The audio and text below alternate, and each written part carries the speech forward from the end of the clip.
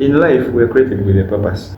And everyone was wanted to find their purpose. They need to find their purpose first. Yeah. If you find your purpose, you have to know who contributes to the fulfillment of that purpose. Okay, some people have maybe thought money is the purpose. Money is not the purpose. The purpose is what you're serving and what you're going to leave behind you. There is a distinction on your life. God created us with that distinction. But most people have not taken time to identify, what am I really good at? What can I do for the best of the kingdom? Because we're all contributing to the kingdom's purpose. Yeah. Even when you're doing business, you're still contributing to God's purpose of making business. Yes. And some people miss out that. If you have friends, the people you want to keep in a deeper inner circle are the people who are going to contribute to your life. That even includes after. that person you want to get married to. So if you want to get married, in 10 years, what are you seeing in this man or woman? In 5 years, okay, let's start with in 1 day. In 1 day after marriage, what are you seeing? 1 week, 1 month, 1 year, 5 years, 10 years, 20 years, 30 years, 40 years. Do you see yourself comfortable living with that person even after 40 years? Yeah. Because there are people you have in your life that are just fulfilling your today needs and desires. Yeah. And maybe they are giving you this money and you're fine with it. Every time you're eating the money, you're happy. But when you get married, you need your children to grow under purpose. When we talk about the 10-year plan, the 5-year plan, the 20-year plan, it's because what we want in those years, this person must be contributing on a daily. They must fit in. Yeah, they must fit in your plan.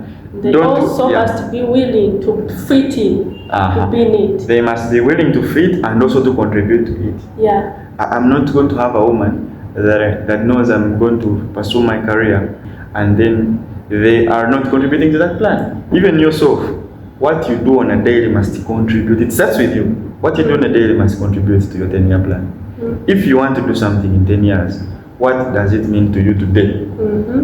If it means something, what steps are you taking now? Now, for you to know that by that time you'll be there. There are people who are there waiting. In 5 years, I want to become this. In 10 years, but they are sitting at home doing nothing. Exactly. Why are you doing nothing? And yet there is something you want to become that is different.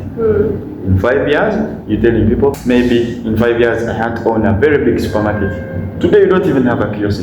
Let your plans not exceed a year if you want to do them.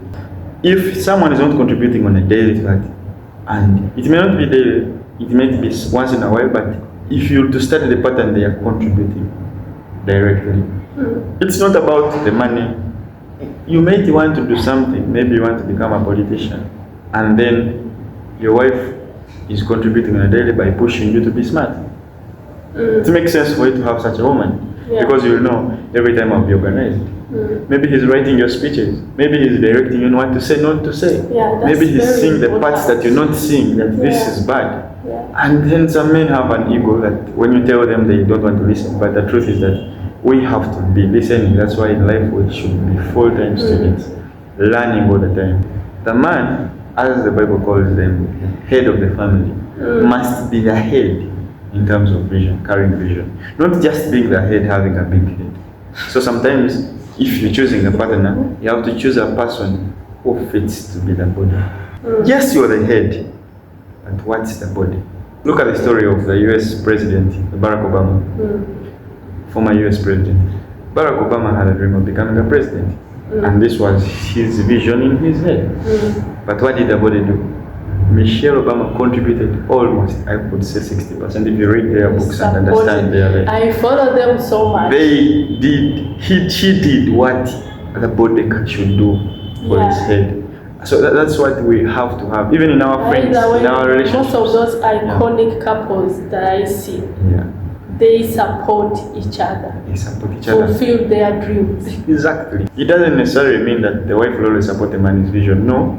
Sometimes a wife would have a dream that is very big. I know of a couple that the woman is the richest. These are primary teachers and they have worked together for over 20 years. And when the woman realized they are all going to be in the same cycle of teaching, the woman decided to sit back and try to do some small shopping. So the man went and took a loan, kept paying it from his salary, and the woman kept growing the shop.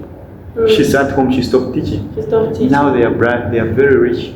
Very rich. You can't imagine the wealth they've created because the woman decided to sit back and do the basics. So they became rich because the man had to know and compromise some of the things that he would have desired. Maybe he would have desired to be the one working in the shop, but even up to date, he never sleeps there. He's still a teacher. He's still a teacher. He's Wow. still teaching, but he knows Such commitment. I have to go and teach. What This was what gave me what we have. And the woman also knew this is what I have. I have a womb. I have to grow things. She grew their wealth. Now they are very rich. So every relationship should have at least contributing factors to one another. It's not a one-sided coin thing, like you have to see this, but also always look in the mirror and see the opposite of your side. Who is doing that? Would you want to become that person? If what you're doing this side is wrong, then you have to cross over the other side. If what they are doing the other side is wrong, then keep this side and maintain the path.